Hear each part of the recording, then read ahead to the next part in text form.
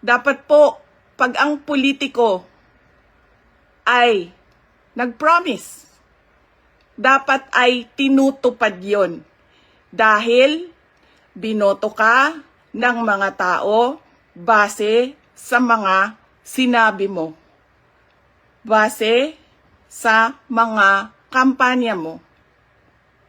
Kaya dapat binibigay yan lahat.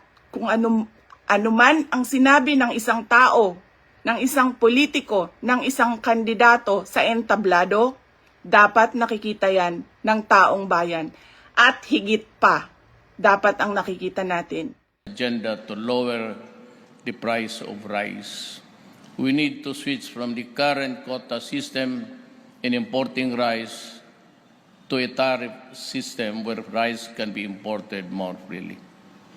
This will give us additional resources for our farmers, reduce the price of rice by up to 7 pesos per kilo and lower inflation significantly. Ang presyo ng commercial rice doon, umalo na sa hanggang 80 pesos kada kilo. Ang problema, wala nang mahanap na NFA rice sa mga pamilihan. Kaya naman alternatibong pantawid gutom ang prutas na marang na panahon ngayon at ang pyuto na gawa sa kamuting kahoy. Buto 10 piso, pati marang 10 piso. Yan ang kaya nang bili ng mahirap. Naghihingalo na rin ang supply ng NFA rice sa Bontoc Mountain Province. 54 na sako na lang ang natitira sa warehouse na may kapasidad na 12,000. So, masyadong maluwag, pwede kang basket. Aalog-alog na rin ang NFA warehouse sa Lawag City sa Ilocos Norte kung saan 2 araw na lang daw ang itatagal ng nakaimbak na bigas kung hindi darating ang inaasahang supply mula sa La Union. Sa Nueva Ecija, 7,000 pa ang nakareserbang sako ng NFA pero mahigit 4,000 rito, binukbok at isinasa ilalim sa fumigation. Tapos na rin i-fumigate at pinayagan ng idiskarga sa Tabaco Port sa Albay ang sako-sakong binukbok din bigas galing Thailand. Pero ang tanong, ligtas kayang kainin? Safe na pong kainin yan bigas na nag-undergo ng fumigation. Bukbok free na rin ang NFA rice sa warehouse nila sa Balanga City sa Bataan. Sa taas ng presyo ng bigas, pati ang mga nagnenegosyo ng kakanin, hindi na rin kinakaya ang mataas na presyo ng malagkit. Sa Kamuning Market halimbawa, 85 pesos na ang kada kilo ng malagkit. Kumpulan ang mga bukbok sa bigas na ito na hawak ni Agriculture Secretary Manny Piñol. Pwede ba bang sain? Yes. Tanong, pwede ba bang kainin? Yes. Bata pa ako, kumakain na kami ng bigas na nahugasan lang na may bukbok. Hindi ko lang alam kung yun ang dahilan kung bakit hindi ako tumangkad, pero sigurado, buhay ako. Hinugasan ito ng ilang beses ng kalihim hanggang sa humiwalay ang mga bukbok. Sa pangalawang hugas, mayroon pa rin nakalutang na bukbok. Ayan, no? Nakalutang na bukbok. So, hugasan na natin yan. Pati sa kamay ko may bukbok. Pati dami ng tubig na dapat ilagay ay ipinakita rin ng kalihim. Pag ginanya mo yung kamay mo, dapat yung tubig nandito lang. So, yan, tamang-tamang sukat ng tubig.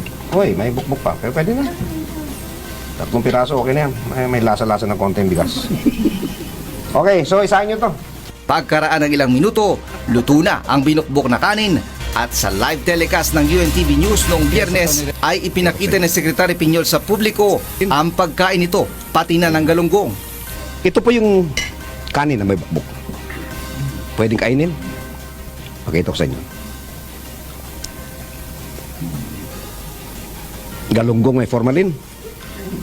Kainin natin. Walang formalin ito. Nilinaw ng kalihim na ang pagkain niya ng binukbok na bigas ay upang ipakita sa publiko na hindi dapat sayangin ito o itapon. Ngunit ibaan niya ito sa kanya namang posisyon kung ang pag-uusapan na ang issue ng imported NFA rice na binukbok. Inimbestigahan ngayon ng National Food Authority ang ininalang peking bigas na muntik nang makain ng isang pamilya sa Davao City.